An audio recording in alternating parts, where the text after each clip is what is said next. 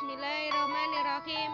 Assalamualaikum warahmatullahi wabarakatuh. Halo anak-anak, gimana kabar kalian?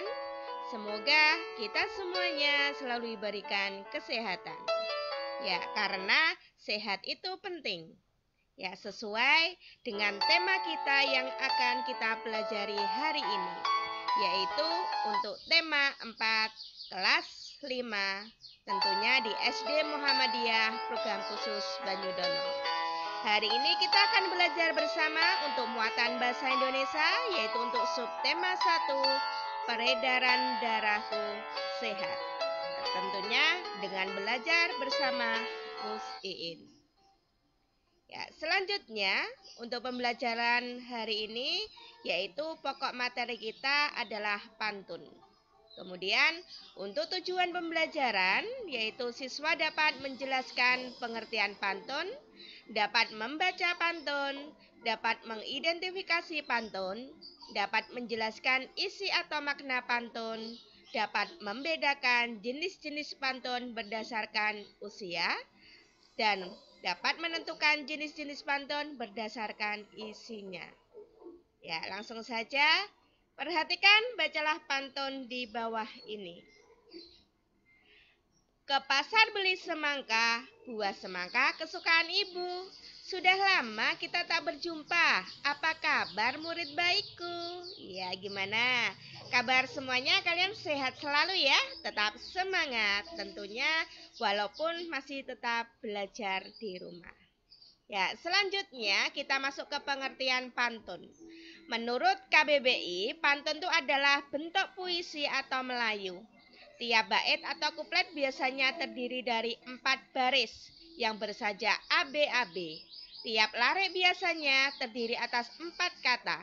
Baris pertama dan baris kedua biasanya untuk tumpuan atau sampiran saja. Dan baris ketiga dan 4 merupakan isi. Ya, kemudian pantun itu juga merupakan salah satu seni merangkai kata. Dan pantun dapat digunakan untuk mengungkapkan perasaan seseorang mengenai suatu kejadian atau peristiwa yang dialaminya.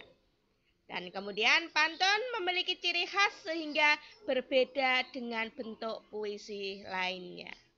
Gitu ya. Selanjutnya bagian-bagian pantun itu ada sampiran dan isi. Nah, apa itu sampiran dan apa itu isi? Sampiran adalah 2 baris pertama pada pantun. Nah, sampiran biasanya berkaitan dengan alam yang menunjukkan ciri budaya masyarakatnya.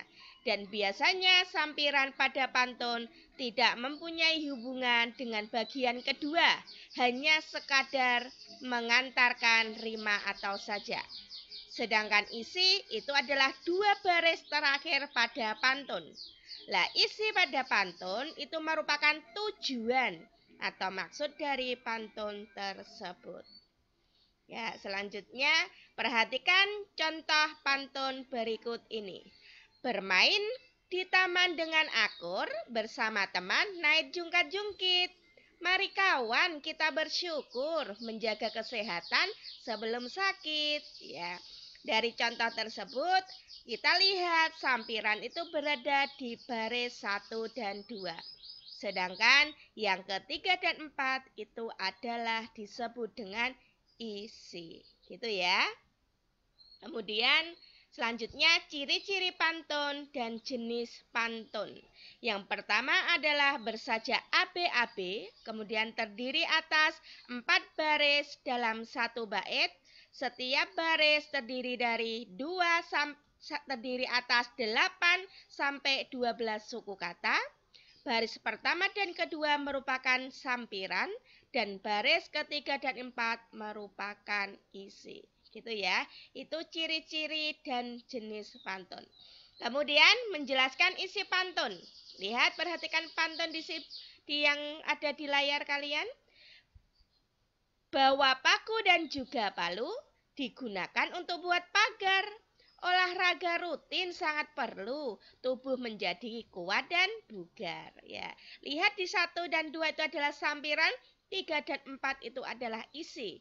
Jadi isi atau makna di atas adalah anjuran pentingnya berolahraga rutin agar tubuh menjadi kuat dan bugar, gitu ya.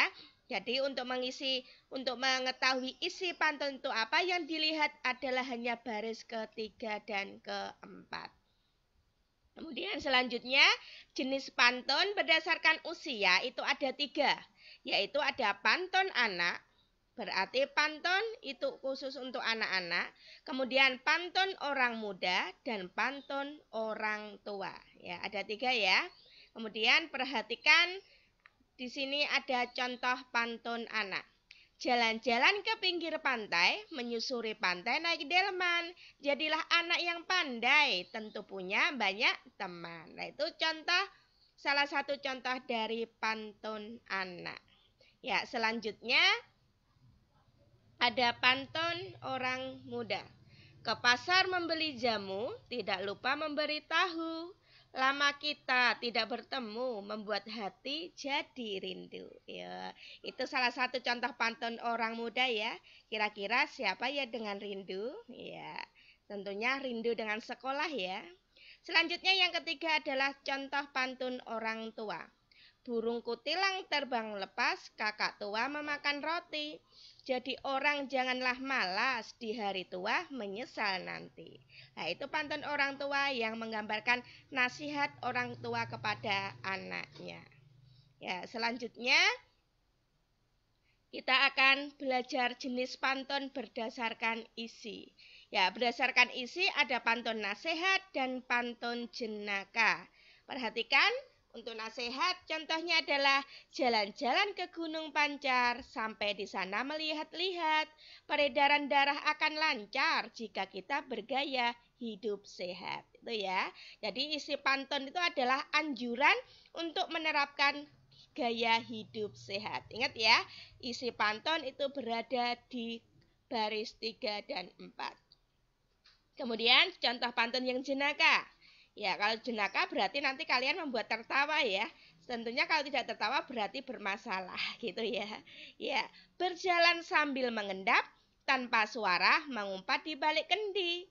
Dari mana asal bau tak sedap? Ternyata dari kamu yang belum mandi. Ayo, siapa yang belum mandi? Ya, pantun jenaka itu adalah sebuah berisi candaan ya, berisi candaan dan tentang asal bau yang tidak sedap. Ya, itu adalah jenis pantun berdasarkan isi, yaitu pantun nasihat dan pantun jenaka. Ya, selanjutnya kemudian untuk yang pantun teka-teki dan pantun kiasan. Teka-teki itu berarti sebuah kayak pertanyaan ya. Pagi-pagi ikut aerobik, jangan lupa pakai sepatu. Berkaki 4 dan mengembik, hewan apakah itu? Ayo, kira-kira hewan apa yang berkaki 4 dan mengembik? Ya, tepat sekali. Hewan kambing ya, karena mengembik gitu ya. Jadi pertanyaan yang menarik untuk dijawab pada bagian isi pantunnya. Kemudian yang pantun kiasan itu, pantun kiasan itu adalah mengibaratkan sesuatu yang berisi kata kiasan.